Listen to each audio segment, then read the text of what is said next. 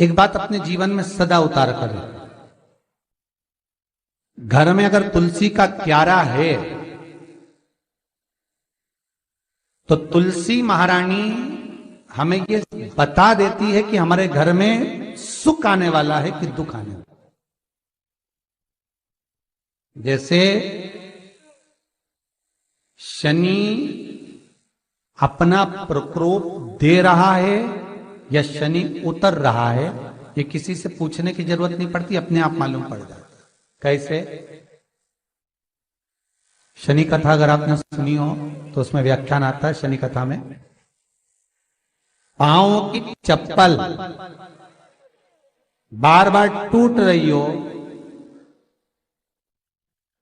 कमर से नीचे जो वस्त्र पहने हो वो फट रहे हो, कहीं पजामा है, धोती है, आदि वस्त्र हैं, कपड़े हैं, वो अपने आप फट, आज के जमाने में तो फटे फटाए पहनते हैं लोग फैशन, उसकी गारंटी नहीं है, उसका हम वर्णन नहीं कर रहा। हम जब पहनते हम समझ जाते हैं इसको शनि तो ऑलरेडी लगा ही हुआ।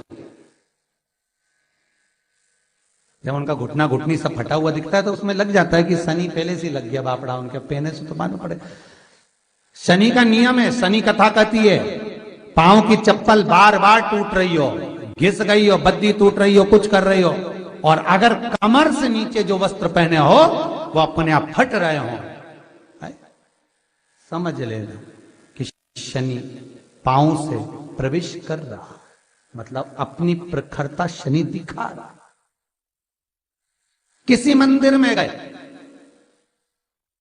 महाराज और वहां जाने पर चप्पल चली गई तो समझ लेना शनि की कुदृष्टि अब पड़ना बंद होना चालू हो गया। कितना सुंदर कहा है महाराज। जूता चप्पल आज के जमाने में तो फैशन हो गई साहब, घर की चप्पल अलग होती है, बाहर की चप्पल अलग होती है। लोग घर में चप्पल किचन तक में पहन के जाते हैं। अरे पानी ले जाओ सीओर से, रसोई घर में लोग चप्पल पहन कर जाते हैं, जहां भगवान का प्रसाद बन रहा है, जहां अन्नपूर्णा निवास कर रही है, और पूछो तो कह किचन की चप्पल है तो माथे पे रख लो। तुम अपनी मां को जरूर देखना है एक बार, वो बूढ़ी मां कितनी बार किचन में चप्पल पहन कर गई, मुझे जरूर फोन कर कर बताना। बूढ़ी मां रसोई घर में आज भी बिना चप्पल के जाती है, और बहुओं की कहीं एड़ी नहीं फट जाए, ठंड नहीं बैठ जाए, इसलिए ये रसोई घर तक में चप्पल पहन कर जाती है। सूर्य नारायण की कथा पढ़ना, शनि महाराज की कथा पढ़ना, और गरुड़ पुराण की कथा पढ़ना, जिन जिन कथाओं का हम व्याख्यान कर रहे हैं उसको पढ़ना जरूर हो। क्या लिखा है?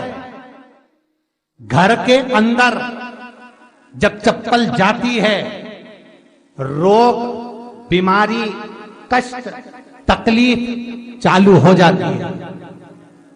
तुमने चप्पल क्यों पहनी? ठंड नहीं बैठ जाए, रोग नहीं बैठ जाए।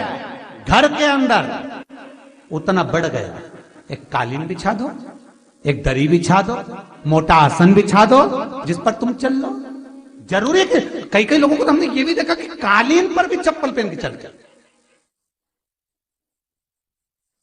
और ब्राह्मणों को भोजन परोस रहा है, गुरुजन को भोजन परोस रहा है, ठाकुर जी की थाली बना रहा है, ठाकुर जी का थाल लगा रहा है, तो भी चप्पल है पांव में। तेरा क्या होगा रे कालिया, क्या होगा? विचार तो करो। देह पड़ी रे जाए यहीं पर, फिर कुंडल और नगीना, क्या हरि नाम नहीं तो जीना। अभी भी सुधर जाओ रे, अभी भी सुधर जाओ, नहीं सुधरो तो सिधर जाओ रे, या तो सुधरो नहीं तो सिधरो, थोड़ा सुधरो।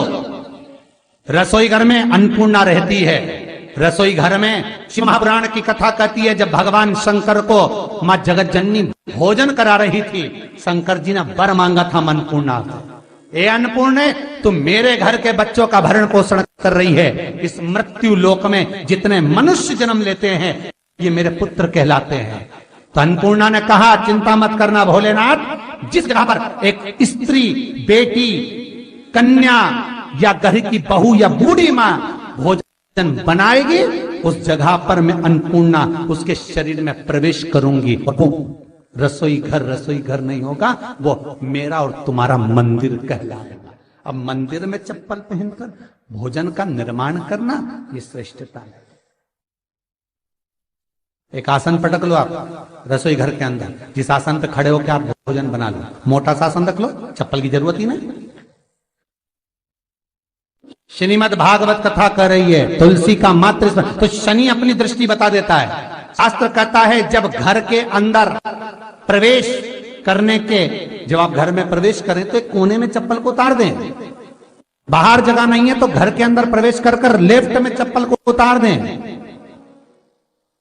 और 7 या 3 कदम के अंदर चप्पल उतर जाना चाहिए घर के अंदर भी। और उसके बाद अगर चप्पल अंदर प्रवेश कर रही है तो राहु केतु शनि के साथ प्रवेश करते हैं, जिसके घर में बीमारी कभी पीछा नहीं छोड़ती। शनि कथा, सूर्य की कथा का स्मरण करिए, आपको मालूम है, पहचान हो जाता है। महाराज तुलसी बता देती है कि आपके घर की दशा क्या है। बार बार जल डालने के बाद भी तुलसी सूख रही है, बार बार आप पूजन कर रहे हैं, पाठ कर रहे हैं, तो भी तुलसी के दल सूख रहे हैं। तुलसी बता देगी कि तुम्हारे घर में तकलीफ आने वाली है, कष्ट आने वाला है, सूख रही है। किसी ने जरूर कुछ ना कुछ ऐसा है कि इसमें घर में कुछ तकलीफ आएगी। तुमने लगाया फिर सूखी, फिर लगाया फिर। तुलसा महारानी बता देती है कि कष्ट है। और जिस गमले की तुलसा घेर घमोर हो, फलित हो, आनंद में हो, तो उस घर में फिर दुख नहीं आता, समृद्धि खुद बढ़ती चली। जिन शंकर भगवान को आप जल चढ़ाते हो, जिन ठाकुर जी से आप लाड लड़ाते हो, जिन भगवान कृष्ण का आप स्मरण करते हो, राधा रानी का आप नाम जाप करते हो, जिस परमात्मा का आप भजन कर रहे हो, कीर्तन कर रहे हो, नाम जाप कर रहे हो, नाम स्मरण कर रहे हो, उससे तुम्हारा एक संबंध होना चाहिए, एक रिश्तेदारी होना चाहिए। और उससे जब तुम्हारा कोई संबंध रहेगा, उससे जब तुम्हारी कोई रिश्तेदारी रहेगी, तो उस रिश्तेदारी में जैसे ही आपके प्राण छूटे, और छूटते से ही आप जब गए, तो जाते ही आप कहोगे कि कृष्ण से मेरा ये संबंध है, वो मेरा पुत्र, वो मेरा भाई, वो मेरा बेटा, वो मेरा सगा, वो मेरा रिश्तेदार, वो मेरा कुटुंबी, वो मेरा पुत्र। जब कहोगे तो तुरंत प्रवेश हो जाए। महाराज भगवान से संबंध होना चाहिए। कई लोग भगवान को सवेरे से रिझाने बैठते हैं तो भगवान को बनी बनाई बात कहते हैं, ये पाठ कर लो, ये पाठ कर लो, ये पाठ कर लो, ये स्तुति कर लो, सारा बना बनाया। तुमने अपने दिल से कौन सी स्तुति गाई? तुमने अपने दिल से कौन सा भगवान को निवेदन करा, कौन सा नमन करा? बस सवेरे उठना है, नहाना है, भगवान के सामने जाना है, भगवान को नहलाना है, कपड़े पहनाना है, अगरबत्ती लगाना है, थोड़ा सा शक्कर का भोग लगाना। इतने सारे देवी देवता, शंकर जी, राम जी, गणेश जी, सारे देवता, और 2 खुरमा लेके आए, 1 बालूशाही लेके आए, 2 मठरी लेकर आ गए, 1 मठरी लेकर आ गए, और भगवान को इतनी सी कटोरी में रख दी। अब बोले, कई लोगों से पूछा, इतनी सी कटोरी में 1 मठरी, 1 खुरमा, और रोज मठरी खुरमा एक साथ नहीं रखती। वो तो आज दिन मठरी का भोग लगा दिया, कल खुरमे का लगाई, परसों गुजिया का, परसों पपड़िया का, कोई डब्बे में भरे भराए रखे, रख दिया। और 1 लड्डू रोज लगा देगी, इतना बड़ा। तो पूछा, इतना सा लड्डू और इतने सारे भगवान कैसे खाते होंगे? तो क्या भाव से। तो हमने कहा, तुम भगवान को क्यों? बहुत दुख है गुरु जी, बहुत।